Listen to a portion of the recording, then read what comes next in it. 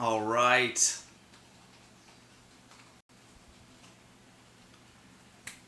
What's up, family? Spencer-Mack here. Beautiful day to you all. It's a beautiful Sunday today. And if you watched my video yesterday, I'm talking about the art of the reset. It happens to be a new moon, which astrologically speaking, is a good time to restart.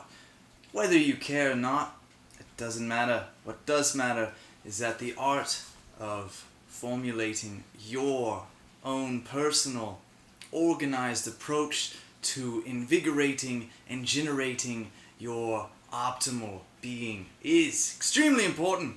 And so, organizing that first was what yesterday was about. Today is about how we wake up the body, how we invigorate ourselves once we do get up and start the day. To me, the breath work is key. We wake up the body and invigorate not only our lungs, the blood flow throughout our body, circulate the lymph, we activate our organs, our digestive system. We also wake up our mind so we can think more clearly. This video is all about how we activate that state of autophagy, ketosis, and how we get that fat burning rolling early in the morning. A beautiful element that I got from Amen-Ra is that practice of early morning glycogen depletion. Starting the day off with some kind of training that depletes the glycogen from your muscles and from your liver. What happens when you get low on glycogen is you start to stimulate the production of ketones. You have to shift from running on carbs into running on fats. That's a valuable principle to understand. So when we wake up in the morning, we wake our body up. Some kind of training that is strenuous enough to burn up the carbohydrates will assure that we enter into deeper states of autophagy more readily, more rapidly. So we spend more of our day in autophagy. Even if you're not fasting until the evening, just the practice of waking up in the morning and burning that out until you do eat is going to accelerate autophagy. Okay, autophagy is the name of the game when it comes to renewing the body, clearing out the old, clearing out the cobwebs, cleaning up the mind from dead neurons, cleaning up scar tissue and buildup in your arteries. It's amazing. So that's the art, is finding some form of practice that you can adhere to and doing it consistently in the morning. And understand that if you're just doing a light jog for a period of time, that is a different type of stress on the body. The body utilizes carbohydrates for explosive training. So sprints, even if you're just doing push-ups, do them fast as opposed to doing them very slow. You are able to burn more fat when you're going slow. But that's not the name of the game in the morning.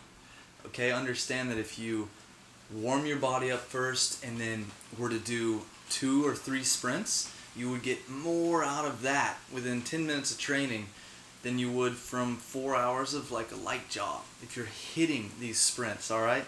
Because what you do is deplete yourself completely of glucose and you trigger a metabolic response, a growth hormone stimulating response.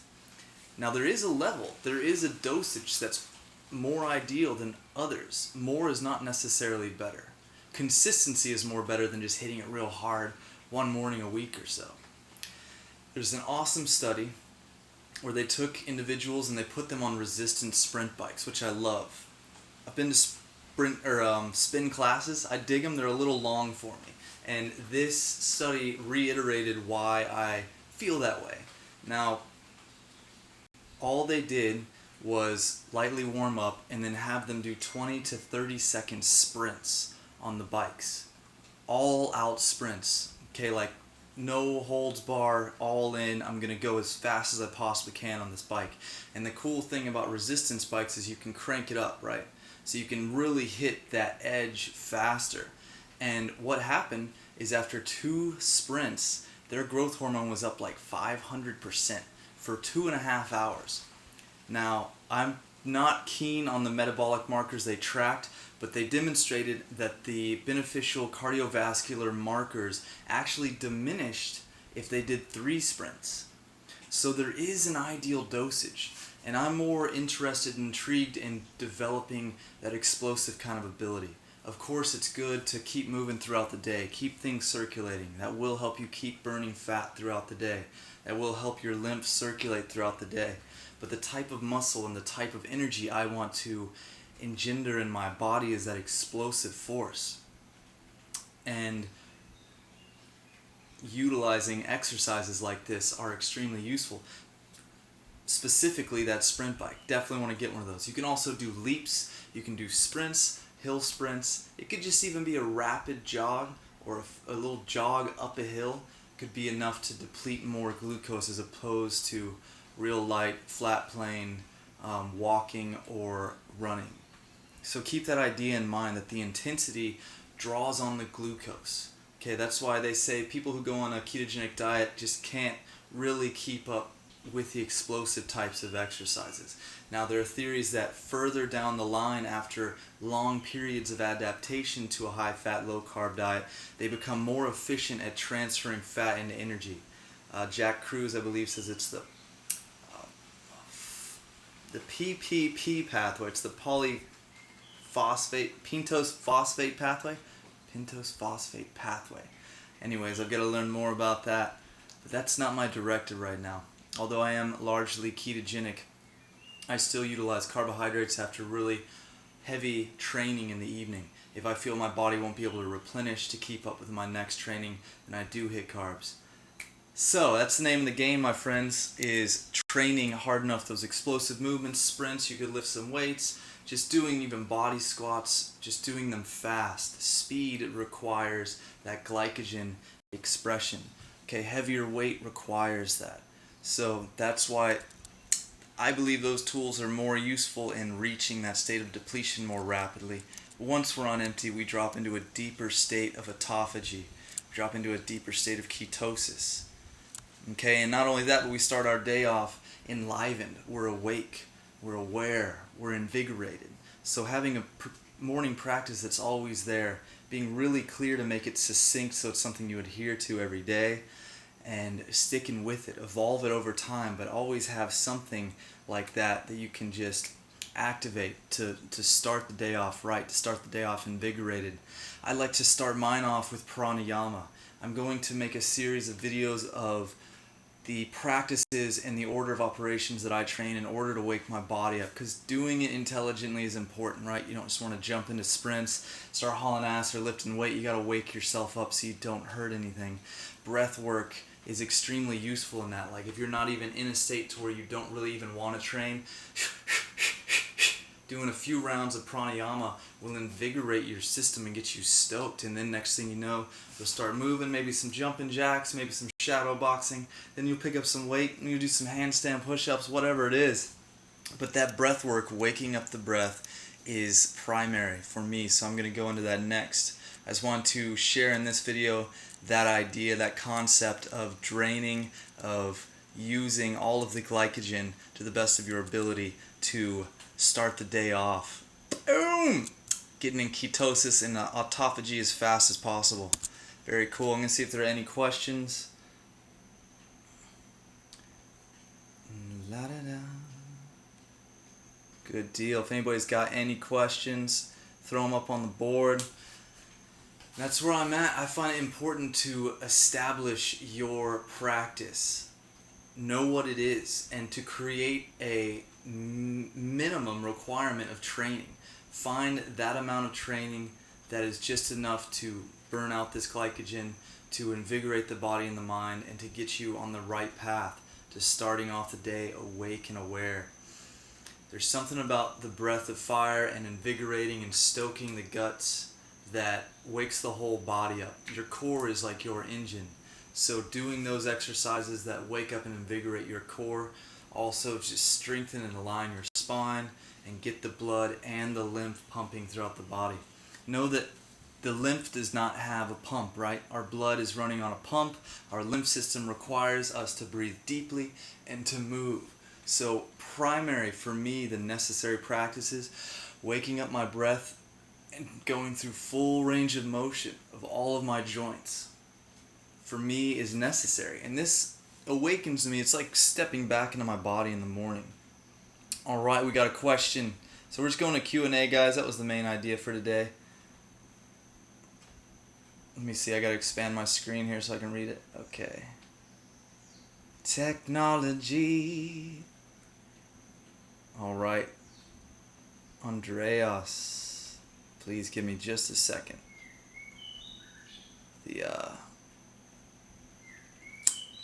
The screen doesn't like the size that I've formatted my screen to. Alright. Andreas asks, wondering what you use your muscle power on, gardening, crafting?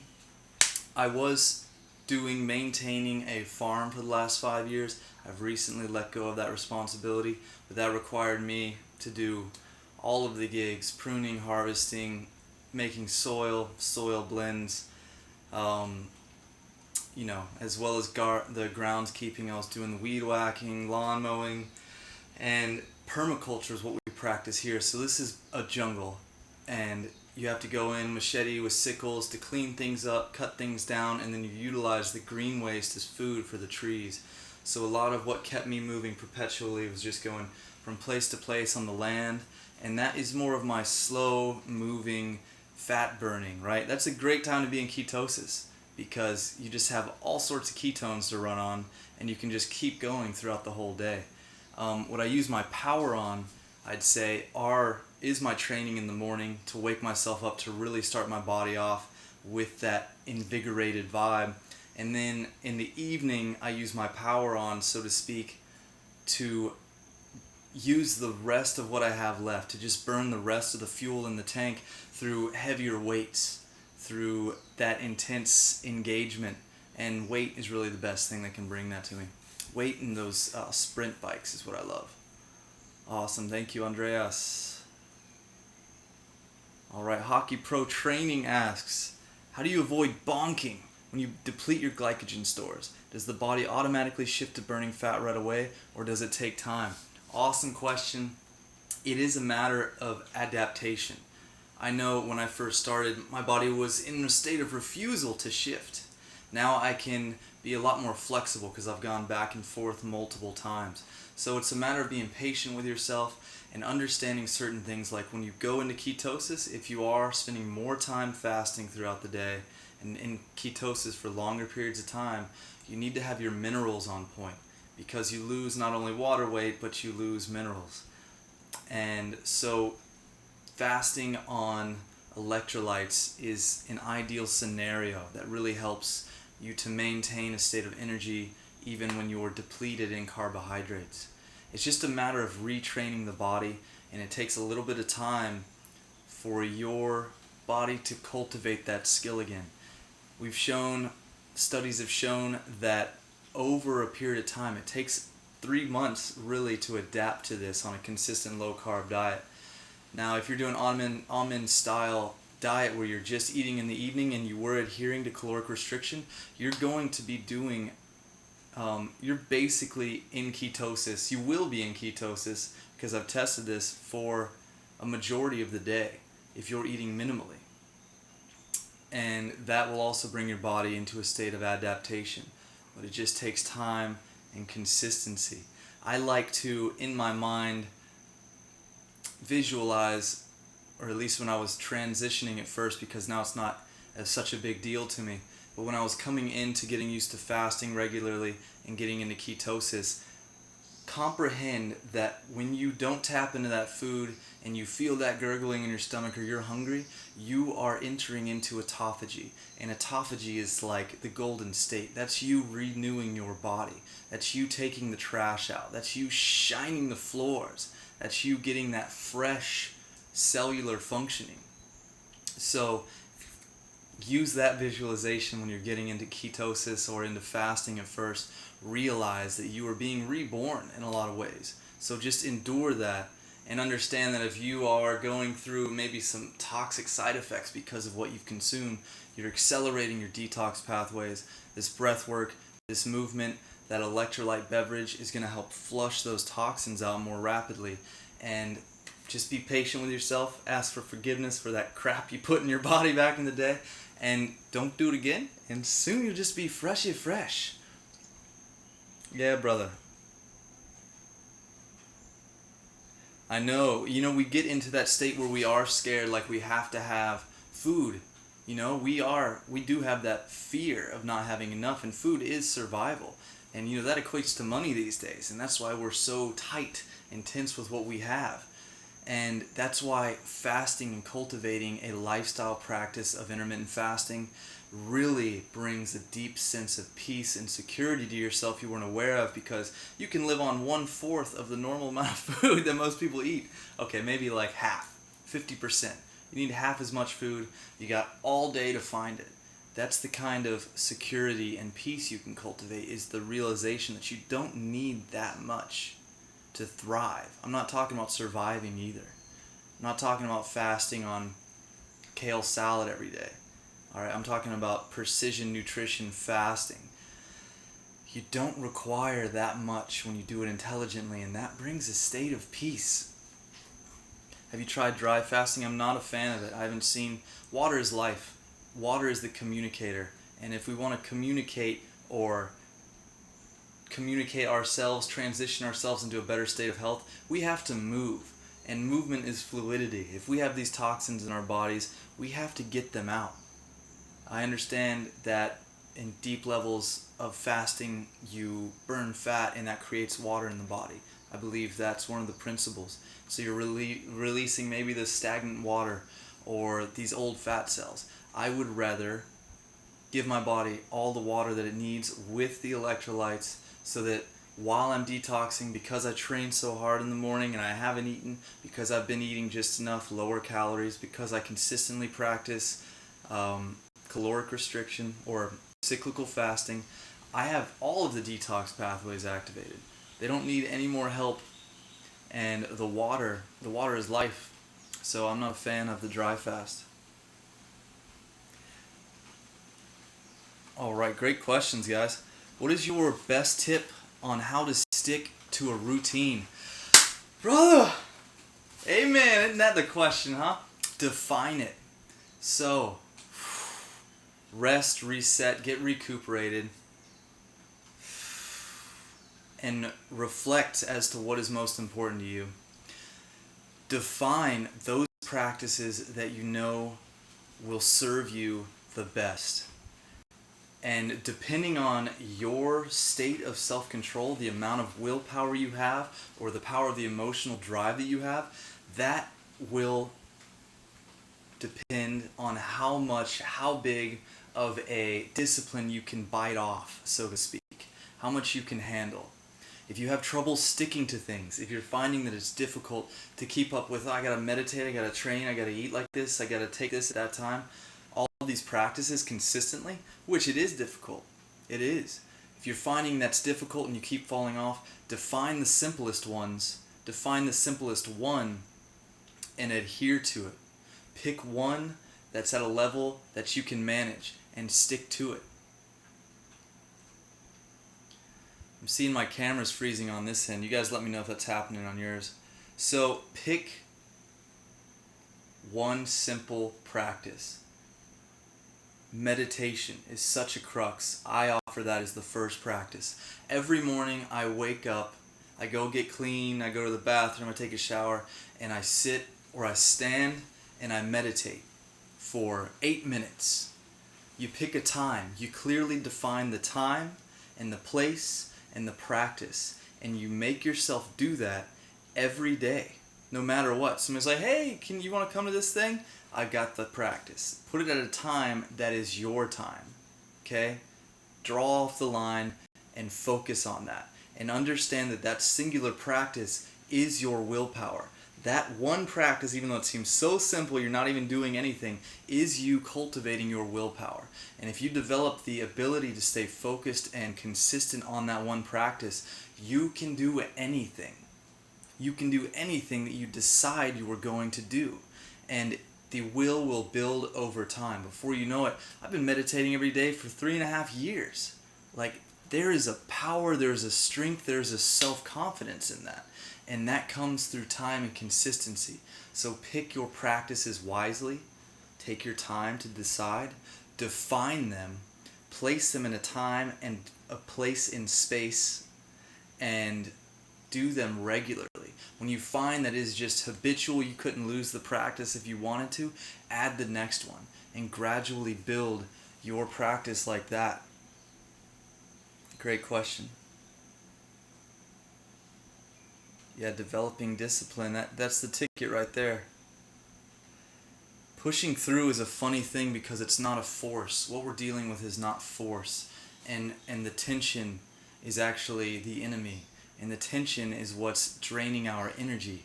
So it's not about pushing through and forcing a discipline. It's about relaxing and carrying on, allowing ourselves to do that. Say fasting is the discipline. Pushing through, it actually takes more energy to get up and go get some food. If you're tired and you would have spent the next half hour eating, how about you spend it resting? How about you spend it meditating? Lie down, right? You were just going to take a half hour and eat. You're fasting. Don't waste your energy. Rest, reflect, meditate. Find that state of peace. And you'll cultivate that confidence, that awareness that you don't need that food, and your body will adapt and will become a lot easier to maintain those states and those practices. All right. Zachary asks, would you prefer something pretty high intense like sprinting in the morning or steady state longer? Yes, sprinting is the ticket is what I'm saying, because the high intensity sprint exercises are the ones that deplete the glycogen the most. So hitting the sprint bike is one of my favorites. Doing leaps all after you're nice and warmed up. Sprints, those are ideal. Explosive movement.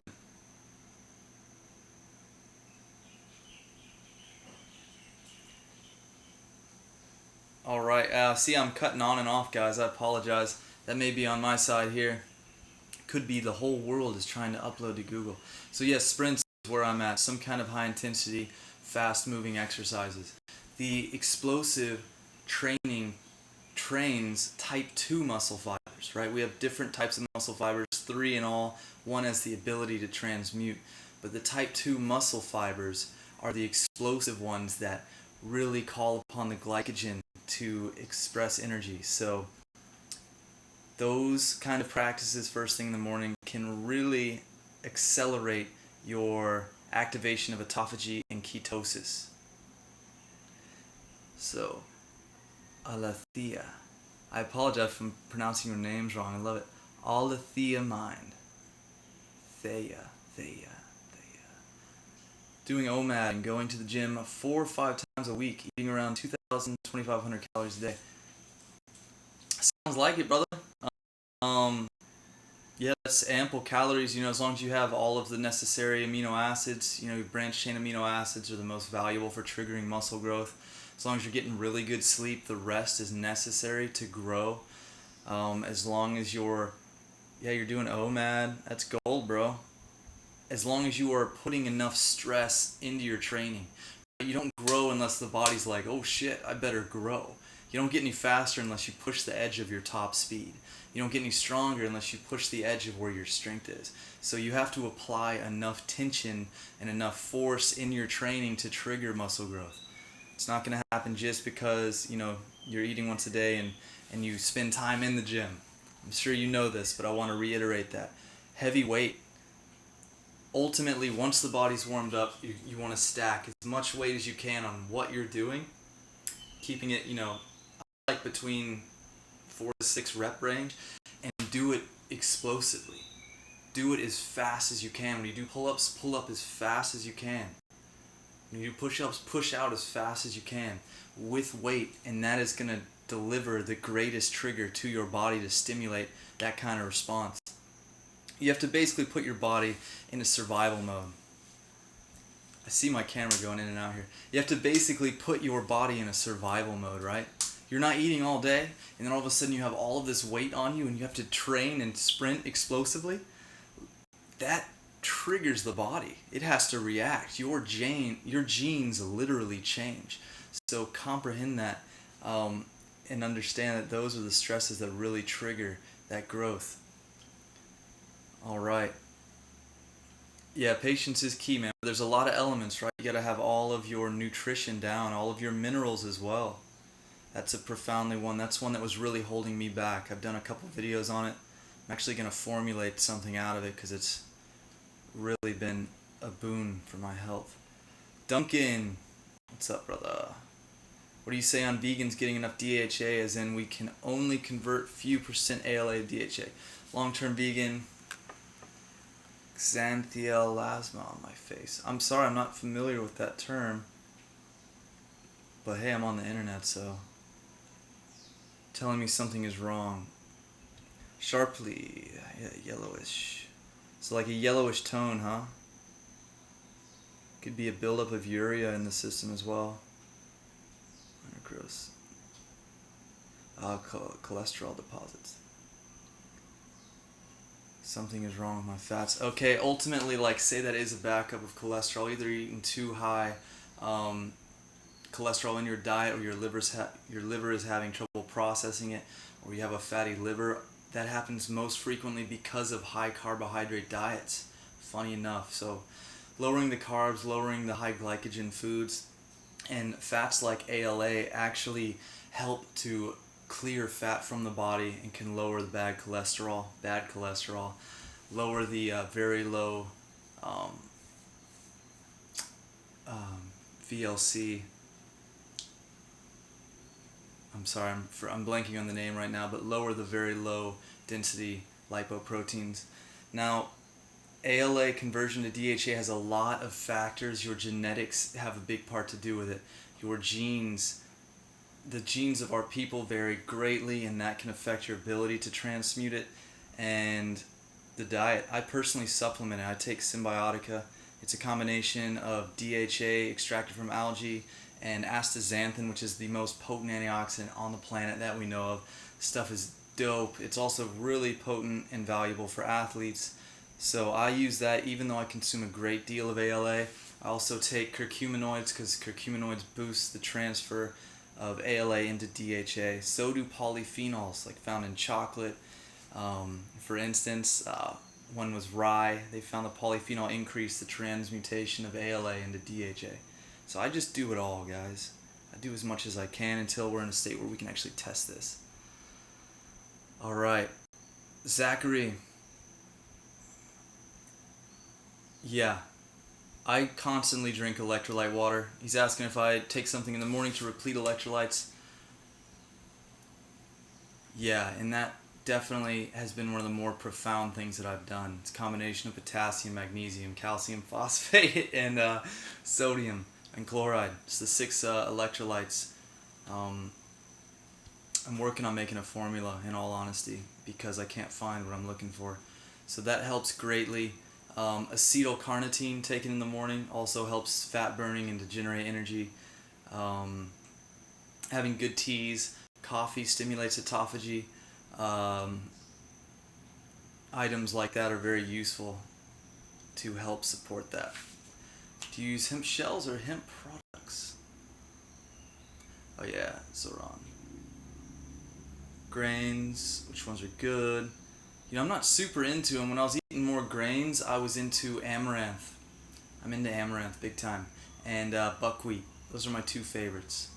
Easiest to digest. Really, amaranth is an amazing protein, low in carb also, and they just have great nutrition and feed the guts really well.